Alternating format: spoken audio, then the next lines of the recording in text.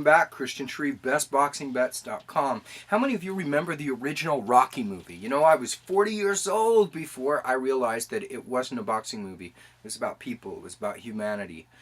I remember one scene in that movie where he said, Mick, to his trainer, you gotta open my eye. I can't see. Cut me, Mick. Cut me.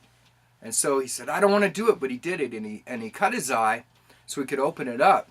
Now, we all know now that Sylvester Stallone didn't make a lot of the stuff up. He took traditional boxing stories, history and mythology, and he put it on the silver screen, and there was no exception to this. A long time ago, there was another fighter named Rocky. Rocky Graziano, the dead-end kid. Paul Newman made himself a star by playing Rocky Graziano in the movie Somebody Up There Likes Me, based upon the best-selling book. Now, this happened in the second of 3 fights that are considered the most brutal middleweight trilogy of all time. Yeah, and this is Tony Zale, the Man of Steel from Indiana, versus Rocky Graziano, the dead-end kid. And in the first fight, they attacked each other so savagely that people actually couldn't believe it. And Graziano had Zale on the verge of knockout, and in a second it was reversed. The tremendous one-punch knockout power of Zale landed, a shot to the belly, stopped Graziano. And like any great champion would do, Zale gave Graziano his senior challenge, a rematch. And in this second fight, Graziano absorbed a horrible beating. And between rounds, he said, I can't see. I need my cut man, who's named Whitey Bimstein, a wonderful Hall of Fame legendary training figure, opened his eyes so he could see. And he eventually, with one swat, took his one-punch knockout power. These guys really could level people. And he folded Zale over the ropes. He was asleep, standing up, basically. And he won it. And the next day they interviewed him. And they had him sitting, well-sculpted guy, obviously, with a big white patch over his eye. And they said, what is it like to be champion? And he said, oh, it's great to be champion. And I think I'll make a very worthy champion. And they said, what are you going to do? And he said, you know, what I'm going to do is I'm going to give him another shot out of it. 2 fights, the third one, that'll determine who the real champion is. You know, guys like this, they are not going to Mayweather around an opponent. They're not going to do that. They're champions. Now, when I'm taking the long way around, but I am getting somewhere. When we talk about the middleweight division, we're talking about guys who, outside of maybe the heavyweight division, are perhaps the most respected of any in the game historically. There are a lot of people who in that weight class who can be classified as truly legendary fighters. Now, we've had an outstanding middleweight champion over the last few years, and there are a lot of periods throughout history where they haven't had one as clear as we have had. We've had Sergio Martinez.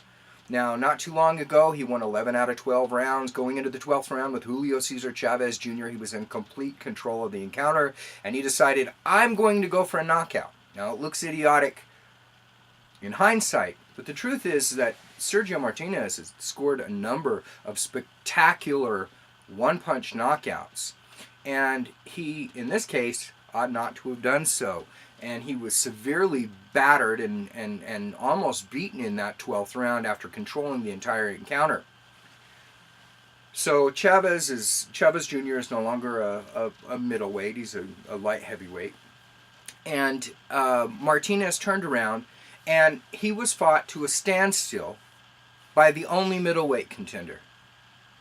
Martin Murray of the United Kingdom is currently rated by the Ring Magazine in the 8th position, meaning he's the number 7th contender, and then there's the champion. Let me ask you, I want to know from you, if one guy says he is clearly the best, and then he doesn't Mayweather around his opposition, he actually takes on the best. If you're good, Martinez will fight you, and he finds a guy he cannot beat, as he did with Martin Murray.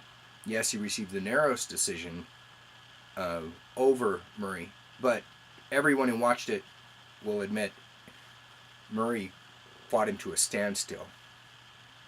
Can anybody be placed above Murray as a middleweight contender? Now, I've said this before, but to me, it's Sergio Martinez, champion. You want to say that? Fine. Probably 40% of the people believed that Martinez defeated him, and that's 40-60. That's close. And it happened in his hometown. But I don't excuse this. When people talk about Sugar Ray Robinson as the greatest middleweight of all time, I don't agree with that.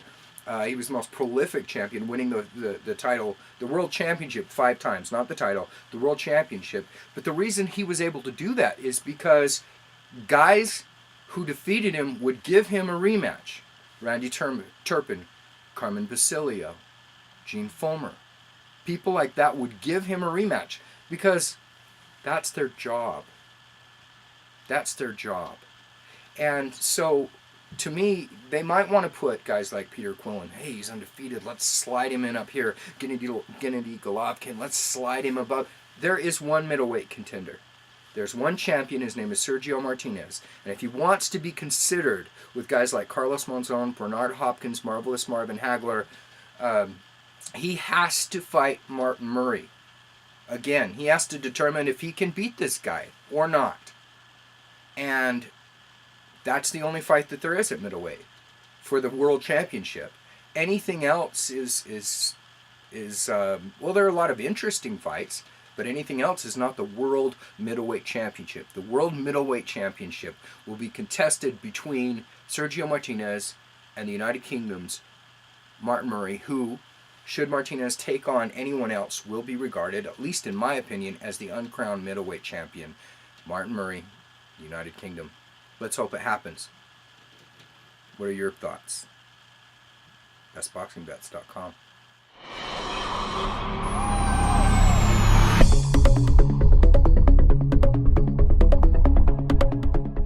I'm Christian Shreve, and I'm here to tell you about why I think you should own my new book, Money Boxing, which is on sale now.